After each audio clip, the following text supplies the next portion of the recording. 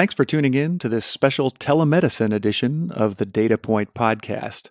This episode is one of several leading up to the annual meeting of the American Telemedicine Association in New Orleans, Louisiana on April 14th through 16th. Check out the conference. I think you're going to want to be there. And if you don't believe me, these next several episodes are going to try and prove it to you. For thousands of years, medicine was practiced by a patient and a physician being together in a room.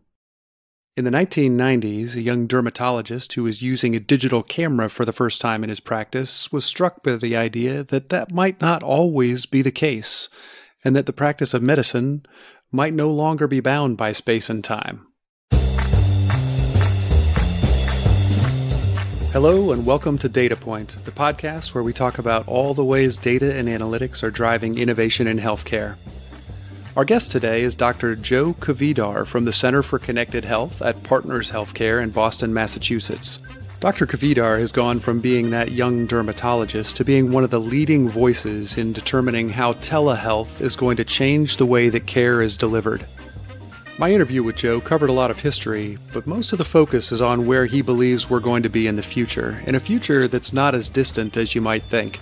I hope you enjoy this conversation with Dr. Joe Kvedar just as much as I did. Joe, thanks so much for being with us today. Hey, thank you, Greg, for inviting me. I'm delighted to be with you. I'm feeling a lot of pressure given that you're a fellow podcaster, so I'm going to try and live up to your high standards. Again, I'm delighted to be in the flip side, the other seat, if you will. So let's have some fun. All right, sounds good. I always like to start off not just by talking about what you're doing, but who you are and how you came to be there. And I'm wondering if you wouldn't mind sketching in a little bit of background for us in terms of your career, your work with Connected Health, and how it's positioned you for the work that you do today. Well, thanks for asking. It is a fun story to tell. I am a dermatologist by training, and for several years right after my residency, I actually spent time as a laboratory investigator and did a little bit of clinical work. And during that time, it was the late 80s, early 90s, we were starting to use Macintosh computers and things in the lab. And I was quite fond of what technology could do for me, but I have no training as an engineer or software engineer or any of that. And then I had a career transition. I was getting out of the lab, exploring other opportunities in the mid-90s, and stumbled really upon a project where I was looking at the utility of a new technology at the time called digital imaging. Parenthetically, we used a camera that was about 1 megapixel and cost $12,000, and so that was the level of technology. And we were trying to decide whether those images would be of diagnostic quality in dermatology. And while I was studying that as a clinical research project, I really I kind of feel like being John Malkovich on the 13th and a half floor or something. I fell into this world where I thought, my goodness, we've restricted our view of clinical care for centuries because we had to, arguably, but we restricted it to what we can do in a room with a person in real time. Yeah. And this technology gave me the glimpse of what the future could be like if we separated time and place. And I said, we could do so much to enhance care delivery, enhance quality, change the game if we just take away that assumption that we have to be in the same room at the same time to get something done. And when I had that glimmer of excitement in about 1995, I just never looked back. And a couple things happened along the way. One was that I determined fairly early on, as much as I love my specialty, that we really had to broaden beyond dermatology. So we started to work in chronic illness fairly early on, heart failure, diabetes, hypertension. And then I had the good fortune of having at the time, our chief information officer, John Glasser, who really shared that vision and said, come on the IT team. And for about 15 years, that was a really good place for us to incubate some of these ideas. He was a very good mentor and also a very good funder. He had a sundry fund. He kept us funded when we weren't able to get grants or foundation work or what have you. And then when he left the organization, I moved under our chief clinical officer. That was about 4 or 5 years ago, which was another really important move because we became not a technology, but a care model. And that's where we've lived since. So again, not to take up all the time with my background, but that's sort of a bit of a journey in how I got here. And I'll just emphasize again that the vision of time and place independent care, I would say, is still in its infancy. 25 years later, we've achieved a lot, but we have such a long ways to go. And we probably will come back to this, but one of the metrics I use to get myself out of bed in the morning is how many doctors are using connected health or telehealth in their practice. And right now it's about 10 or 12%. So I Wow. think we have a long way to go still. I guess. I'm surprised it's that low. But nonetheless, I've got to believe it's really a relatively rare thing for a health system like Partners to have started making those investments as early as they did. And certainly for a clinician like you to have spent that much time in the technology realm, it has got to be a fairly unusual thing. Was that a hard decision to make initially? Well, I tell people that 2 personality traits were, I think, beneficial in the beginning. And these are self-awareness aspects that I picked up on later about my personality. At the time, I wasn't as self-aware. So one of them was that I had this, it's a little bit of I don't know how you describe it, but I had this idea that if I learned anything that I learned, I must be the last person on the planet to learn it. So I came up with this insight and I thought, oh my God, I better get going because I'm probably late to the game. Of course, I was, again, 25 years ahead of the market, but I was motivated by my own, I guess, insecurity in that way. And the other personality trait that served me well in the beginning was my, I guess, Vermont roots. My mom and dad were both very straightforward, humble people. If they said something, they spoke plainly, and you knew what you were dealing with. I didn't deal with much nuance growing up. So when I got into the business world, in the beginning, I had these concepts, and people were showing me the door in a nice way, and I didn't even realize it. So I just kept coming back for more meetings because no one said no. And I think both of those traits helped me out in the beginning. I love that. And I also think it's really interesting, and you touched on this as you were introducing yourself, the fact that connected health has moved from an initial placement in a technology organization to now being a part of the clinical organization. Can you talk a little bit about why that transition has been so important and what it really signifies? Well, I'll go back to a phrase I use. It's a really sort of anchoring concept that I've carried with me for that quarter century that I've been at this. And it's the concept that we're talking about care delivery models. We're not talking about technologies. Mm-hmm. And I think most people who've had experience with technologies in healthcare will agree that if a technology is a hammer looking for a nail, or if you lead with a technology because it's cool and interesting, but you don't have a really good use for it, that those projects tend to fail. And I remember in the beginning, when I was a pseudo expert, because I was just starting, people would come to me and say, well, we're building a new wing. How should we wire it? You know, they would always want to know what vendor should we use for the video, that kind of thing. And I said, well, let's back up and talk about what you actually want to achieve and what's the business case and so forth. And so, honestly, I got into the IT organization because it was an opportunistic move for me. Our CIO wanted to take this on and no one else did. Mm-hmm. But as soon as, and he left the organization, and we're still really friendly, but as soon as our current chief clinical officer came on board, he was a telehealth believer because he had spent time in a rural health system before he came to Partners. And he said, I want it under me. And I was very pleased. To me, it was another adoption milestone that at the system level, there was an appreciation that this care model was a part of our near-term future. It's interesting because I think a lot of healthcare companies, including hospitals and health systems, have developed some form of, let's call it an innovation function, for lack of a better term. But so many times it feels like a bolt-on that's sort of a shiny object. That's really not what we're talking about with connected health. I know you mentioned in our pre-interview discussion that there are several things that were really innovations that came out of the organization that are now really just, they're a part of the fabric of care delivery at Partners. And I'm wondering, could you talk to us a little bit about a couple of those things and what it's meant for you to be able to see those things come from, the creation down to they are totally ingrained into the program?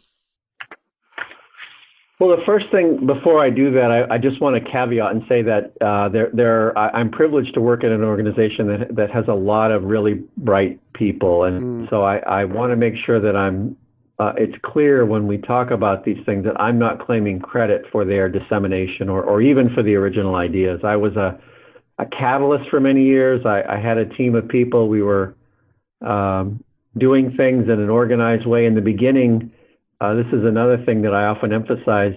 Because there was so much skepticism that this care model was actually going to be of any quality, we spent so much time on outcomes and quality in the beginning that we ended up kind of putting together the foundation for a lot of the work that's going on now, not because we were frankly academically inclined, but because we felt like we had to prove that case to our colleagues so they would adopt.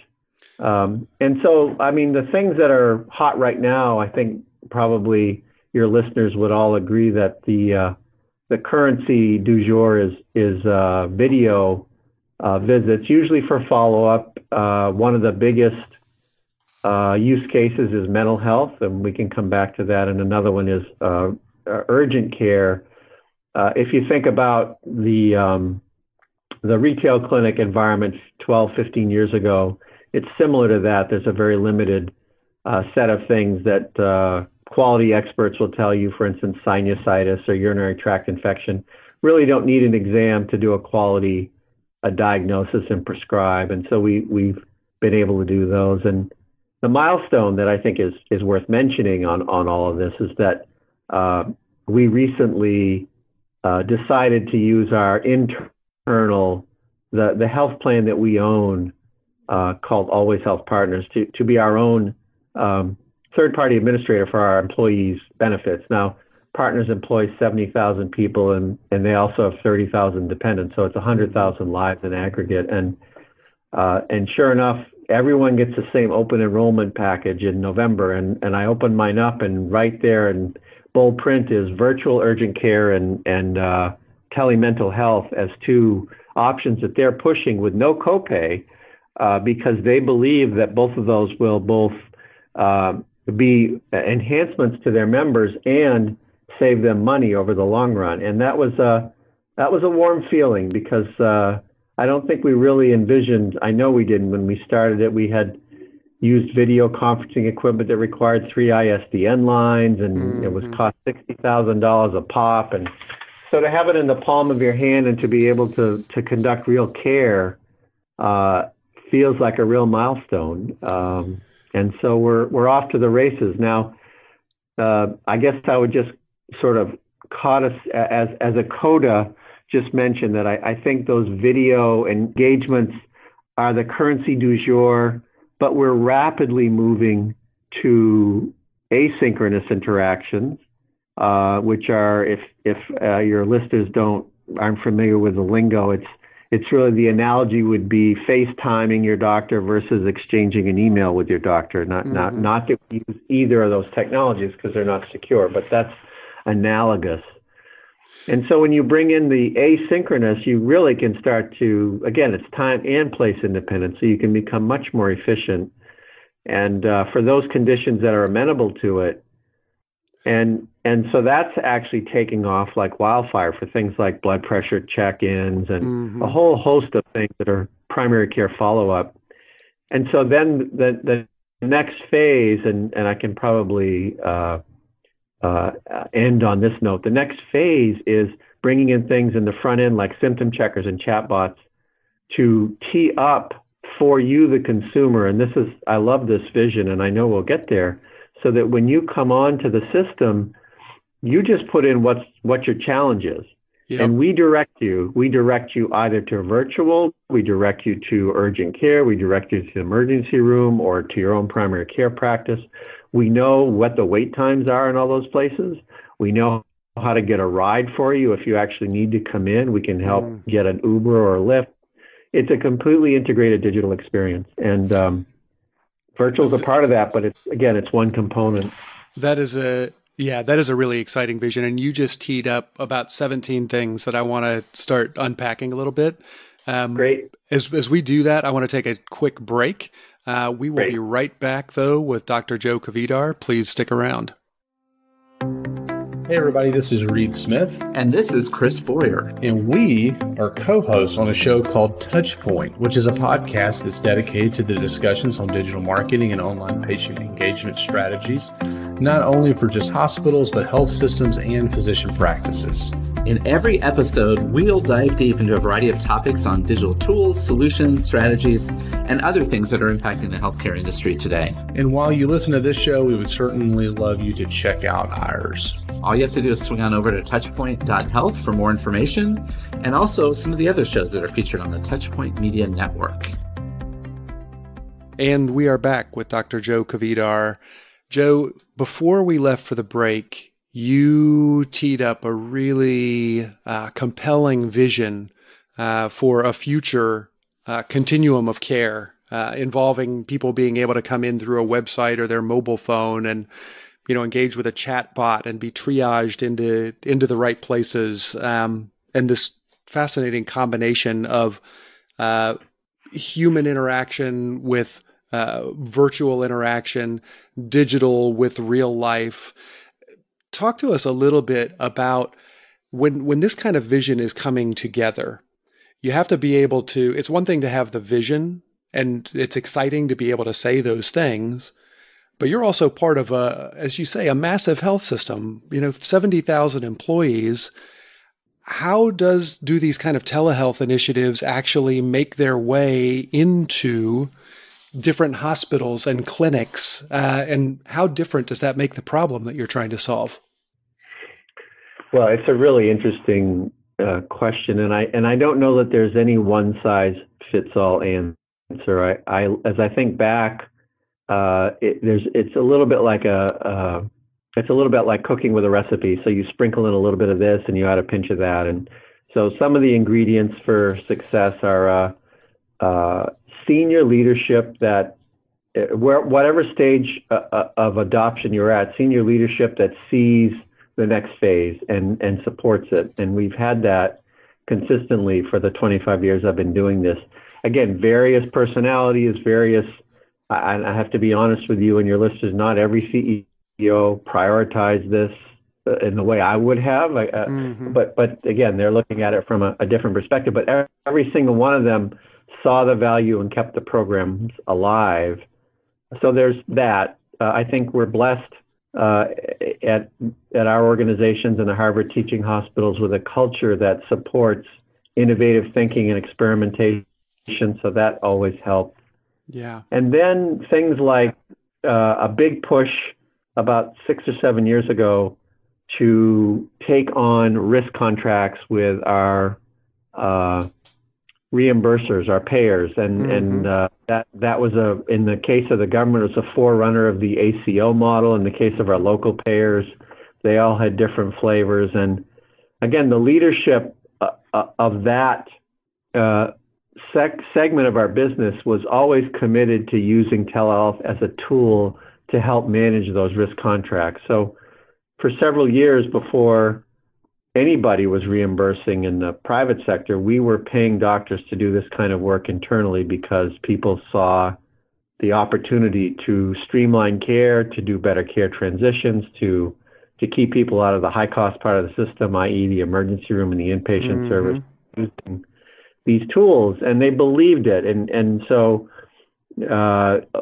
every now and then you check in and see if you're somehow close to the ROI, but they fundamentally believed that this was the right thing to do. And they also knew that because it is so, initially, it's so disruptive to the way we provide care that you have to get your hands dirty and experiment with it. So I think that's a really important part of it. And so my team, again, there's multiple people in a large organization like this are telehealth champions, and multiple people have a right to being credited with innovations and moving things forward. But our team was simply trying to stay 5 to 10 years ahead of that market and test out things that we knew would be valuable. So as a quick example, 10 years ago, we were working on how could we get data from blood pressure cuffs and sensors and activity monitors and scales and whatnot, and display it in the electronic record for our clinicians. It took us a good 10 years to figure that out. And so we started at the right time. And sometimes that's what you have to do is you have to say, okay, well, what's happening next? And for instance, before our break, we mentioned a little bit AI and chatbots, and that's a really important part of our future. But man, if we don't get it right, we're going to be like the service experience you have with, I don't know, pick your favorite telecom provider, whoever it might be, where you call and you really want to talk to a person because you know your question and you can't get a person, right? Yep. We can't do it that way. We have to do it in a way where, and I'm sure you've also had experience I have with companies that the robot starts you off, but they can get you to a person pretty quickly. Yep, exactly. If you need that. And so we have a big challenge in front of ourselves. People are afraid of AI. They think their jobs are in danger. But we have to embrace it and we have to move it forward. I'll leave you with one, I think, really compelling point, because people seem to think that this is an option. And I would just say it's not. That here's a couple of statistics that I think frame it. In 2020, for the first time in history, we'll have more people over 65 than under 5. And that trend continues such that by 2050, it'll be twice as many people, 16% of the world's population over 65 and only 7% under 5. Wow. Now, I keep mentioning the under 5 part because as we get older, we need more healthcare services. Yep. And we're literally going to run out of people. As I said in the beginning, if we demand that the only way you can get care is 1-to-1 in an office, we can't scale that if we're running out of young people. So we have to get this right. We have no choice, and we have a decade or so to figure it out. There's a lot of bright people and a lot of innovative companies, so I'm sure we will get it right, but we don't have a choice. It's not like it's a interesting curiosity. It's going to be a part of care delivery, and we have to do it right. You know, you said something important, though, when you talked about partners' willingness to begin taking on risk, you know, that sort of pre-ACO model that really, I mean, it gave partners skin in the game to be able to test out some of these things that you believed in.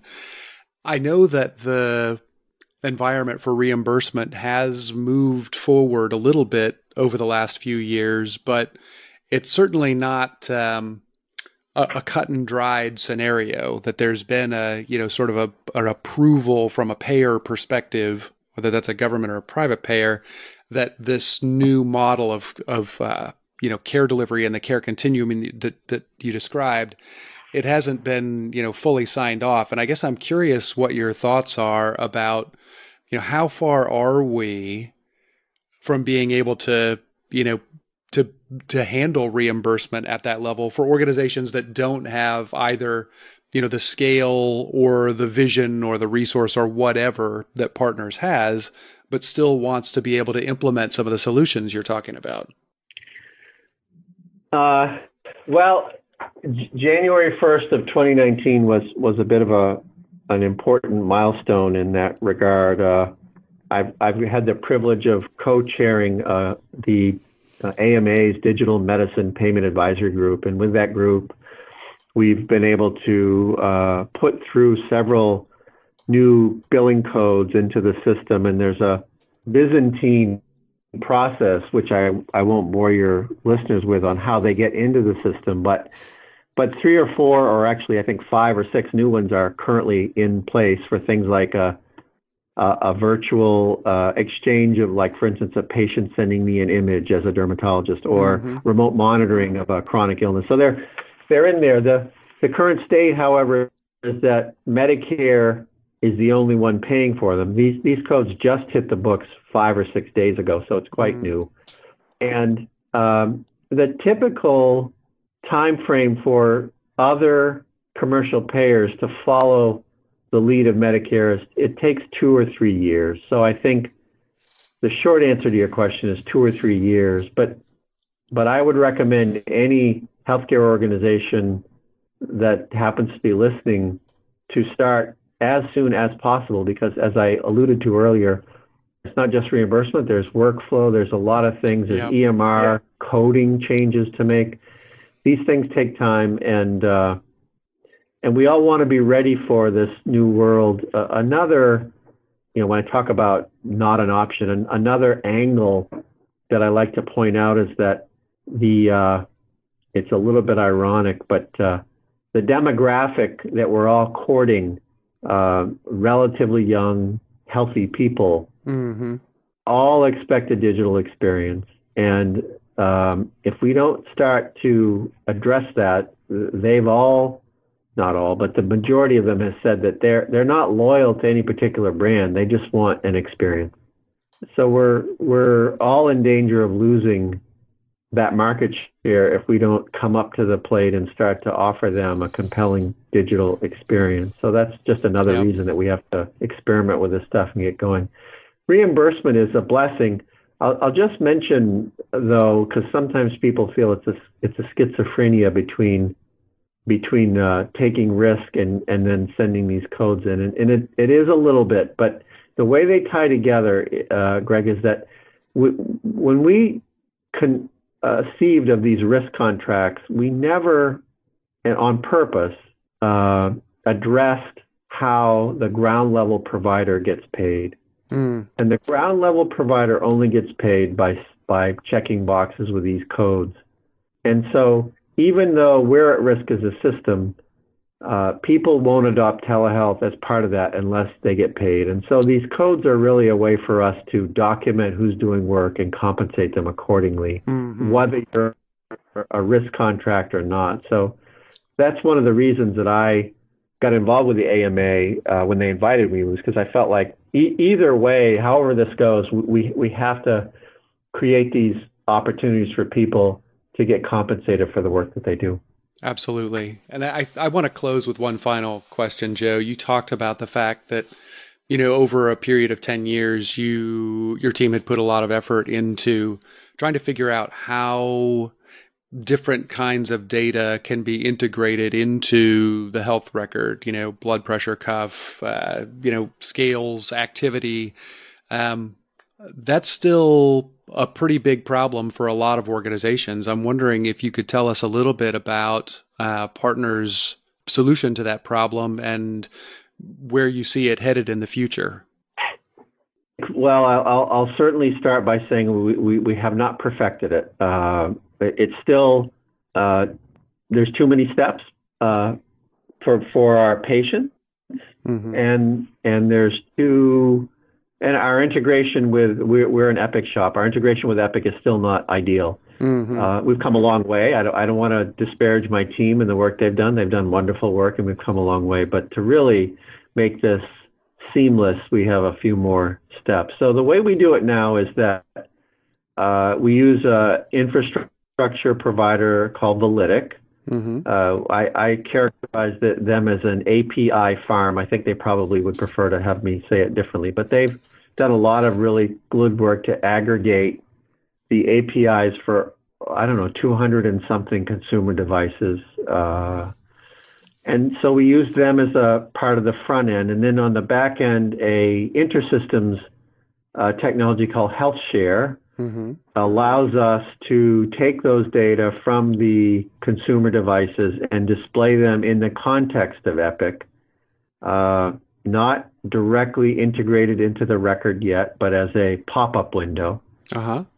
And we've democratized it now. I mean, we've gone through, again, several iterations, but the current iteration is that you, as a clinician, can invite your patient to share any data from any device, and they go through a mobile app that we created, or they can go through our patient portal if they choose to set up through the Validic connection and link their device so that the data flows into the system. I just want to hasten to add that, because if people are hearing this for the first time, you'll probably note that I broke one of my rules and I'm talking about technology. But the key to success with these programs is engagement on the clinician side. Mm-hmm. The quickest way to get your patient to stop uploading is to not acknowledge that they're uploading. Yep. Because it's more work for them. And yes, the feedback loop helps them take care of themselves. But if they think that the doctor or the nurse doesn't care, that's a real downer. So you have to do more than just review the data. You have to engage with them, bring it up at their visits, send them messages over the patient portal, and they'll respond. And generally, when you create that, what I call the motivational overlay to the data, round tripping of the feedback loop, rather, of the data, then you can get really good care outcomes.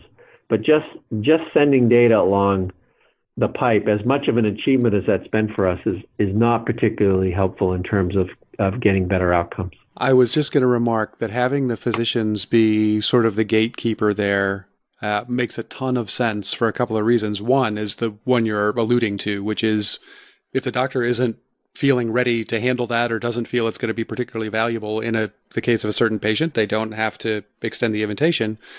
But the other is that there's so many different ways that kind of data could be used by a clinician and in a patient in the course of their relationship that it makes a lot of sense to have the physician driving that and almost, I hope it's okay to say, kind of prescribing that as a part of the patient's treatment. I love that, and it seems like a tremendous achievement. It feels like you've created a platform, and now the buildings that can go up on that platform could be things that we don't even imagine today.